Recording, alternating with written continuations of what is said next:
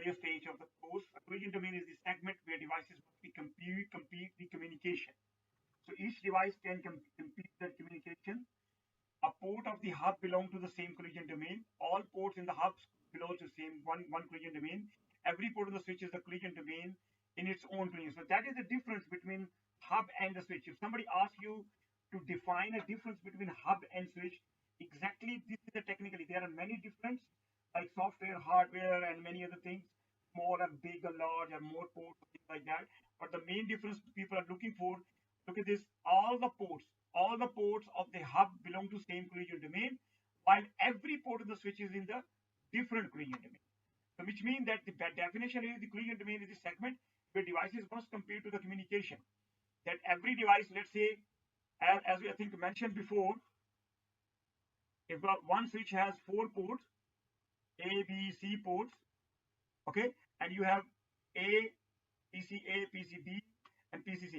So if the PCA and PCB are already talking to each other, then the PCC has to wait here. Okay, so that's called a collision domain. So if the both of the, now this is, as we said, compete for the communication. A switch breaks the collision domain into the smaller collision domain using the device competition. Broadcast domain. A broadcast domain is the extent of the network where the broadcast frame can be heard.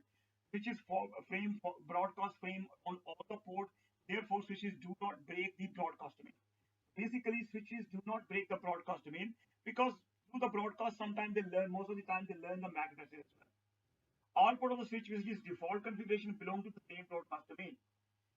Okay, that's very critical and important. All the ports, not the broadcast domain, but collision domain, but the broadcast.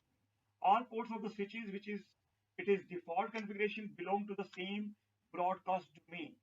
If 2 or more switches are connected, broadcast or forwarding to all the ports of all the switches, except for the switch port that originally received the frame. Okay, the ports of the switch, which is default configuration, belong to the same broadcast domain. That's important. If 2 or more switches are connecting, broadcasts are forwarded to all the ports of the switches as well.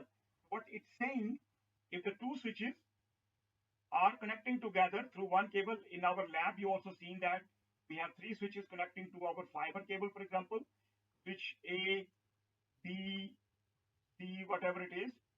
Okay, they are connected. Even the broadcast message is coming from here. It will be forwarded from all the ports here to this port as well. B will hear this broadcast. It will send to all the broadcasts on the ports as well. Then it's forwarded to the C as well, and C will also forward all the broadcasts. This is the general behavior in the broadcast in the switches, and switches do not break the broadcast domain. Switch can alleviate the network congestion by facilitating the segment of the LAN into the separate collision domain. As we know, the switches break the collision domain.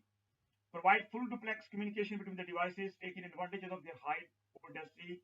Buffer large frame, employing high-speed ports, and taking advantage of their internal switching process, having a low per cost.